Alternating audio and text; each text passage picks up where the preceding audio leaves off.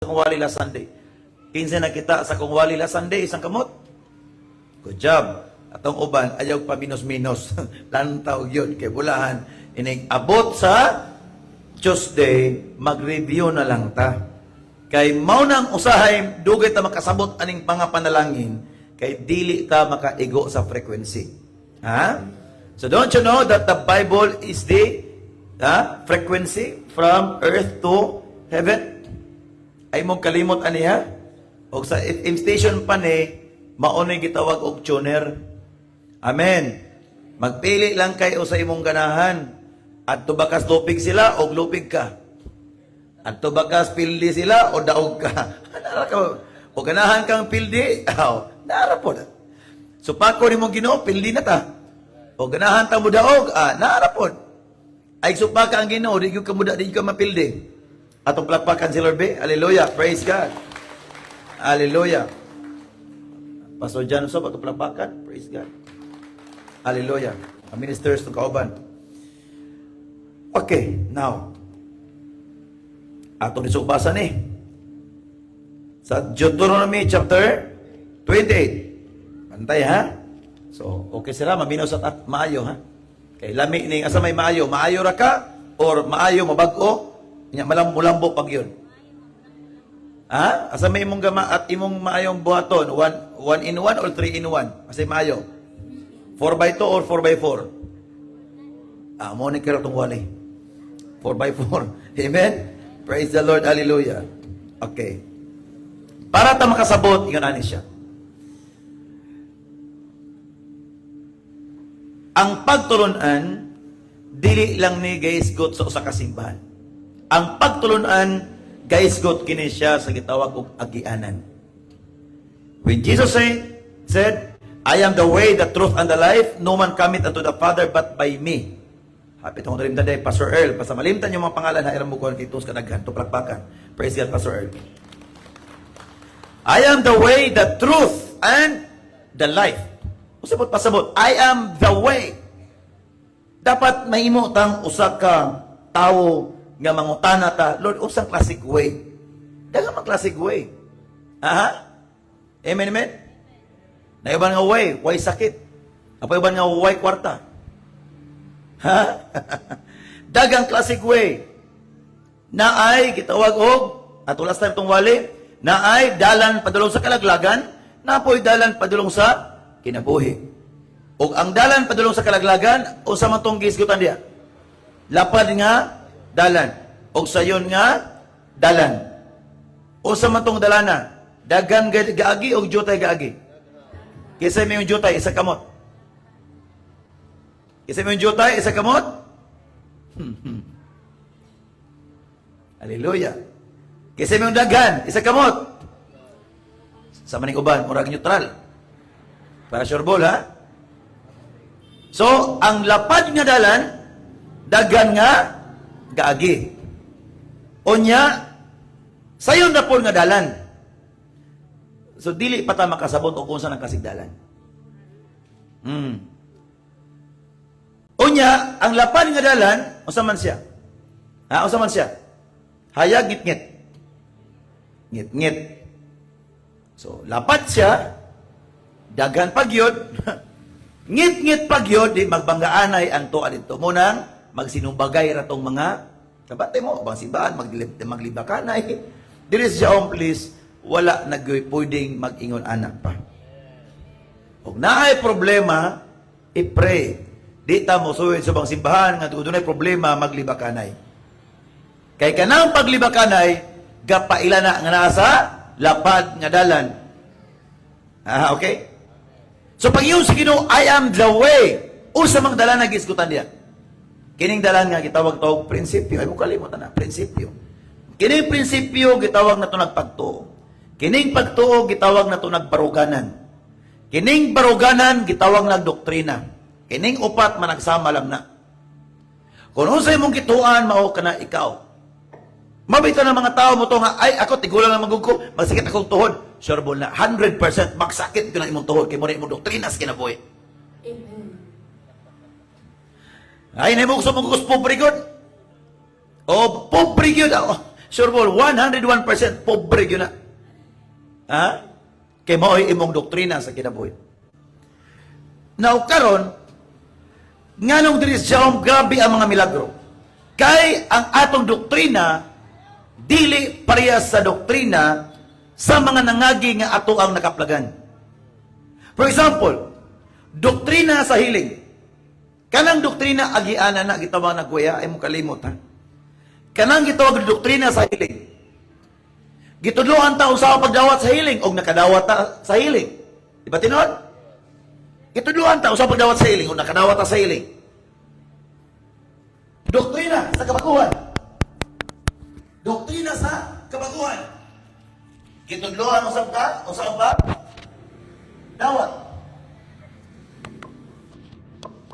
Gitudloan ta usab pagdawat sa kabaguhan. Usaon to pagdawat sa kabaguhan? Osbong batasan. Amen. O murag kabantay ka imong batasan mulugwa nga dili mayo. Dapia imong ulo. Dapia ing napagsulti in Jesus mighty name. Mawala. Hangtod nga gitudloan ta diri usaon nga mabag-o ta. Di ba tinuod? Doktrinas kalambuan. Haha. Ang doktrinas kalambuan sultihan ta mo mga igsoon, Jong family, mga pinangga ang mga bisita. Kinahanglan ang tanan makabalo nga naman. Kay kung di ta makabalo, yayay yung agi. Tanawa ha? Before ko abot sa Deuteronomy, at tumbasahon ang unang Timoteo. Unang Timoteo. Kapitulo 6. Tanawa ha? Mone, tanawa po pikas ha? Tanawa ni. Bantay yun ani ha? Kay kasagaran na atan dapita diri mo sangit. Unang Timoteo, Kapitulo 6, versikulo 10. Tanawa ningon di ang pulong sa Ginoo. Kaya ang pagkamaigugmaon sa salapi, mao'y tinubdan sa tanang pagkadautan. May mga tao nga tungod sa kadako sa ilang tinguha, nga masapian. Kinsa man kuno diri wala nagtinguha nga masapian, isang kamot. Halos tanan nagtinguha. Babay ta ni besikuluhan eh. Ano sa to? May mga tao nga tungod sa kadako sa ilang tinguha nga sila masapian. Bantay ha? Dan bantay yun. Kidagantang sangitan eh. Muna hinungdan nga masik apas anang kwarta. Muna hinungdan nga nagkasakit-sakit na ling ulo. Uban, dato unta. Pero basta po kay ginigusyo po doktor. Babay yun. Tanawa ha, tanawa, bantay yun ha. Kay ang pagka may gugmaon sa salapi, mao'y tinugdan sa tanang pagkadautan. So, unsa ning pagka may gugmaon sa salapi? Mao'y meaning, may mga tao nga tungod sa kadako sa ilang tinguha. Tungod sa kadako. Sa ilang tinguha. Nga sila masapian. Tanawa, o sa sumpay. Nahimulag hinoon sa pagtuo o nahiagom sa dagang kagulanan. Ha? Nakuha ang punto ba na tanan? Nakuha ba? Daghan nga naninguha ang masapian ang hinungdan nahimulag sa pagtuo. O saan ang pagtuo? Nagikan sa pagpaminaw sa pulong sa Ginoo. So, sabot pasabot, wa na maminaw sa pulong sa Ginoo og nahiagom sa daghang mga kagulanan. Tanawa, wa man taga kuha na daot, pero usually, tagay ko kasagaran sa mga dato. Kasagaran sa mga dato, dili malipayon. Kasagaran. Tagay ko mga taong dato. Dato yun. Kasagaran. Dato ba? Kunilan. Dato nga pulo kabuok. May nalagnaay. Maayo nalagnaay tulo kabuok ka ng malipayon. Malipay na na kung asbisyo, pero abos balay, basta. So, tiyan ta mo, libog pas ta ng libog. Mas malipay yun pang mga badyaw. Kadawat o 5 pesos, 20 pesos, lipay kayong badyaw, lipay sangko sa langit. Nakusabot pasabot na kuha ni. Para dili ta may mong masangit. Tanan ang gibuhat sa Ginoo. Perfecto. Amen. Sa adlaw nga gitawag kas Ginoo nga anak kaniya. Karos aman ta natawag nga anak sa Dios, sa diya nga mituo ta sa Biblia, kaysa una bisag kinsa itong tuan. Ang tawag nimo na born again. Ang born again dili na bot pasabot nga jaom ka, born again na ka. Yes, of course, jaom is a born again Christian. But di na bot pasabot nga okay, born again ako. Nga naman, unang Pedro 1:24, kay natawo ka mo dili sa tawhanong paagi kundili pinaagi sa walay katapusang pulong sa Dios. Sa oras nga imong gituan ang pulong, ang tawag ni born again na kay nganuman, kitang mga tao kasagaran bisag kinsa na lang pulong atong gituan. Diba tinuan? O bito lang daghan kay mga naskam kay nganuman bisag kinsa mga pulong atong gituan. Amen ba? Amen, amen, amen. So, kining pulunga sa oras nga naimugso ka gitawag na kag Kristohano. Sa oras nga mituo ka, for example, ningan ang pulong sa Ginoo, Hebrehanon 10:25, ayaw undanga ang panagtigom. Sa ato pa, naata diri karon. Na bersikulo, Hebrehanon 10:25. Ha? Nagtigom ta karon, nagtigom. So, naay bersikulo. Naa ka diri, dili tungod nako, tungod kinaay bersikulo. Amen. Og nakita na ito ebidensya nga ang Ginoo nagpamuhat nimong dapit. So, usibot pasabot na, nitoo na ka. Sa una, pag na-high blood, lusartan.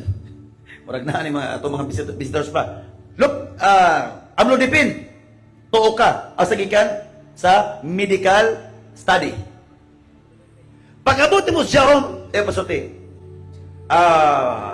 fam, unda nga ang tambal sa medical, ilisa na itong spiritual. Gikan karon ay nasi kasuko. Ibig sabihin, ni mo subad anang amlodipine o kanang lusartan, kanang high blood, di na mo biya ni mo chika kasuko. Karon mituo ka. Ang tawag nimo Kristohano na ka. Karon pila ka buk mga taong kailang Kristohano nga dili Kristohanon. Kaya ang tinuod nga Kristohanon, mga tao nga mutuman sa pulong sa Dios. For example, Salmo 37:8, ayaw kasuko, ayaw kaguol kay kana makadaot. Ayaw kaligot kay kana makadaot. E ngano daga masukok gyapon? Don't you know that this spirit is the spirit of disobedience? Nakompunto ba ito mga pamilya dyan? Mabito ng nasi Holy Spirit para to control our emotion. Kaya kung dili na ito makontrol, yayay ang atong agi, delikado ka ita. Amen. Kita diri siyaom nakabaluta nga bisig ang kaguol ang kasuko sala. Pero sa bang siban, wala na sila kabalo nga kana sala. Ay normal na kitaw ra pud ta. Tanawa, di ba normal tinod? Normal pong high blood ron. Normal pong masakit ang kasing-kasing. Don't you know that the moment you believe na the word, Lord, I accept you as my Lord and Savior. Mean to say, I accept you as my Lord. O sabot pasabot, Ginoong Isus, ikaw akong tumanon, di na ako kugalingon, di na itong mga polong at mga marites. Ang adlaw, kitawag kag Christian, born again. Don't you know nga, the moment kitawag kag Christian, naana siya'y kauban ang mga saad sa Ginoo. Amen, amen? Sa ako pang example gabi sa kanlaon, anak ko, kung ang imong papa, kung ang imong papa,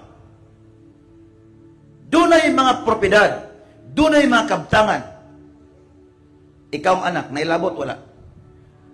Nailabot. The Bible says, but my God shall supply all your needs according to His riches. Hallelujah. If you call unto me, and I will answer thee, and show thee great and mighty things which thou knowest not. Why God will give you great and mighty things when you call Him? Because He is your Father. Amen, amen. Ina ni siya. Nganong giayo man ka? Nganong nabag-o man ta kay anak ka? Kay naa kay relationship des Ginoo. Now, ayaw kalimot nga ang kaayuhan, kabag-uhan, napay usa kalambuan. Kining tulo, ebidensya kini sa imong pagkamasinulondon diya sa Ginoo. Kay ang pagkamasinulondon sa Ginoo, makaplagan lamang diya ni Kristo nga atong manuluwas sa diya ng gitagaan tagkaluwasan, gitagaan ko kaayuhan, kabag-uhan o kalambuan. Amen! Munang naana ang tanan. Yang problema lang, diri sa Deuteronomy, kay naay mga kondisyon. Basahan ito ka ng Deuteronomy. Deuteronomy chapter 28. Okay, ito basahon. Kining Deuteronomy, Naa diri ang mga sekreto, pero gipadayag sa Ginoo ug unsaon. Kung tahuron ninyo ang Ginoo nga inyong Dios, o tumanon ang tanan niya mga sugo nga gihatag ko kaninyo nining adlaw, himuon kamo niya nga lapaw sa tanang kanasuran sa tibuok kalibutan. Ha? Dili lang na. Kung tahuron ninyo siya, maangko ninyo ang tanang panalangin. Ha? Tanang panalangin. Now, meaning to say, kitang tanan na anatay gipaabot. Mabito nagiingon ni Jesus nga tuwang Peter, kitagaan tikaw og mga yawe. O sa imong gidili sa kalibutan, idili usab sa kalangitan. Now, kitang tanan na atay mga yawe, but ang yawe na nasa mga dinihugan. That is spiritual key. Ang spiritual key is wisdom. Ang spiritual key is understanding. Ang spiritual key is knowledge. The moment nga masabtan na to ang kamatuoran, the Bible says, and the truth shall set you free. Amen, amen, amen, amen. Tanawa din siya. Pila na katuig, way mga maintenance na katong mga kaliad ko grabing maintenance. Isa may day maintenance din sa unang awan na maintenance karon sa kamot. Kanap lang daan. Tumpak na. Pasado na sa balaod. The same thing ay kalimot mga family Diyo. Naana ang panalangin. Pero usay kitang tao, wa ta kabantay nga nakalapas na lieta. Wa ta kabantay nga nakasala na lieta. Amen, amen. For example, kung imong kong base sa Old Testament, kung imong basahon di ang Biblia, di pa sa basta. Panahon ni atong giwali atong month of April. Kisa may bisikat atong month of April, si Isaac. Ha? Genesis chapter 26. Nga bisag na kung hulaw, moadto na siya sa Ehipto, may ginong ayaw, Isaac, pabilin niya. Ha? Nagpabilin si Isaac sa dakong hulaw, nagpugas pa siya. Ang pinaka-the best, kaya wala lang siya nakaani og lagan. Nakaani siya og 100 folds. I prophesy in the name of Jesus. Let your 100 folds will continue. And let the month of May, the month of progress. Amen! That is obedience. Kita magong tao, muratag ka na bang ligid ba? Ligid. Muratag ligid. Nga ang peace ay ni mo 30, madugay ni og hangin, itong ubang buto. Kita pong tao, madugay presyon ng kalibutan, mubuto imong pailob, mubuto ang, dapat mo na igingon sa Ginoo, mo na nasa last but not the least, the fruit of the Holy Spirit is self-control. Amen. Self-control. You need to control yourself nga naman. Kay ang makasala sa Ginoo, the Bible says, gitipigan ko ang imong pulong sa kasing-kasing, haron ako dili makasala bato kanimo. Amen! Diba? Gitipigan mo. Saan mo ba na? Oh. So, ang tanan mga pamilya Diyaong, diri wala ka gasimba lang ka kay maayo. Gasimba ta kay naana ang panalangin para maabri katong gisilad aning taning. Amen. Ha, katong negosyo nga bagal-bagal ang negosyo, dunay pagpanirado sa kaway, I prophesy tonight it will be open. I prophesy in the name of Jesus tonight it will be open. Amen. Those transactions that you keep on desiring nga matuman but keeps on delaying, I prophesy in Jesus' mighty name, transaction will be open completely. Delays be closed in the name of Jesus. Amen. Last Sunday, I told the congregation, blessing, I tell you, blessings is the what? Blessing is the evidence of obedience. You are blessed spiritually. You are blessed physically. You are blessed financially. You are blessed materially. These are all the evidences that you are obeying the word of the Lord. Amen. Ang atong makuha pagsimba, panahon sa Martes, panahon sa online, panahon sa mga regular services nato diri, mao kana ang gitawag nga makuha nato ang bahin, maabri na. Maabri, seriously, maabri ang tanang ganghaan. Seriously, ang akong pagsimba, ang akong pagpaminaw, o ang akong pagbuhat sa akong ipaminaw, Seriously, matag kanghaan. Nga gitagana sa Ginoo alang kanako. Ina matag kanghaan. Nga gitagana sa Ginoo alang kanako. Maabri kini. O ang yawi ni ini. The word obedience. The word obedience. The word obedience. Say this to me, because I obey God. Because I obey God. I obey Him spiritually. I obey Him physically. I obey Him emotionally. I obey Him financially. I obey Him materially. Now in the name of Jesus. Now in the name of Jesus. Tanang galhan nga gitagana sa Ginoo alang sa akong kinabuhi, alang sa akong panglawas, alang sa akong panginabuhian, alang sa akong pamilya, alang sa akong kaugmaon, alang sa akong negosyo, sa akong trabaho, sa akong kabataan. Now in the name of Jesus. Seriously, every spirit of darkness controlling that door, now fire in the name of Jesus. Seriously, every doors of opportunities, doors of promotion. Everybody stand up. Every doors of promotion, every doors of success, every doors of good health, remain open. Remain open. Remain open. Remain open. Doors of prosperity. Doors of hundredfold. Now all businessmen, come. Get your challenge offering now. Double time, double time. All businessmen, come here. In the mighty name of Jesus. Every doors of progress, every doors of prosperity, remain open now. Receive now. In the name of Jesus. Doors of promotion, remain open now. Remain. Fire. I command now. Favors be upon to you.